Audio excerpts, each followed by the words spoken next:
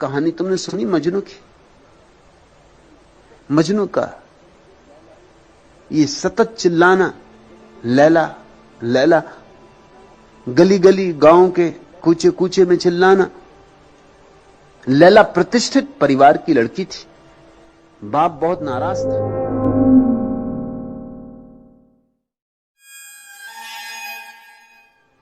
मजनू की आवारागर्दी, उसकी ये आवाजें बाप के लिए भारी पड़ने लगी।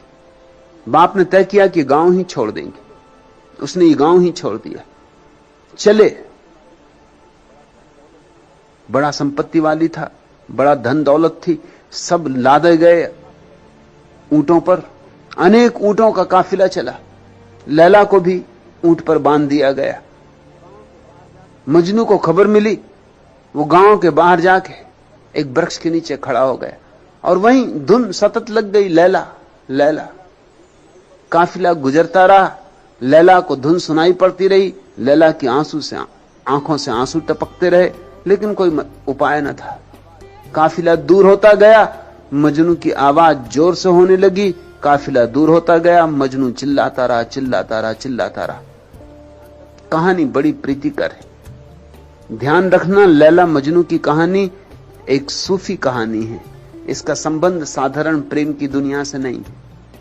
लैला परमात्मा का प्रतीक है, सूफी भक्त का प्रतीक है, मजनू भक्त का प्रतीक है। एक सूफी आख्यान है। मजनू खड़ा ही रहा उसी वृक्ष के नीचे, उसी वृक्ष से टिका। दिन आए गए, रातें आई गईं, चांद निकले डूबे, सूरज उगे डूबे, वर्षा आई, गर्मियां आई, सब ऋतुएं आई। न मालूम कितना समय गुजरा, मगर वो चिल्लाता ही रहा, लैला लैला। जब तक धुन रही, जब तक वाणी में शक्ति रही, जब तक श्वास रही, चिल्लाता रहा, चिल्लाता रहा। 12 वर्ष बीत गए, तब लैला वापस लौटी। उसने गांव में पता लगाया कि मजनू कहां है। लोगों ने कहा कि मजनू तो अब नहीं, सिर्फ मजनू की आवाज, और वो भी रात के सन्नाटे में। अगर गांव के फला फला वृक्ष के नीचे जाके खड़ी रहो तो सन्नाटे में रात की आवाज आती है, लैला लैला। मजनू का तो कुछ पता नहीं, लेकिन आवाज आती, शायद मजनू भूत हो गया या क्या हो गया। हम तो जाने से भी डरते, उस रास्ते से रात लोग गुजरते भी नहीं, क्योंकि आवाज बड़े जोर से आती। लैला गई उस वृक्ष के नीचे,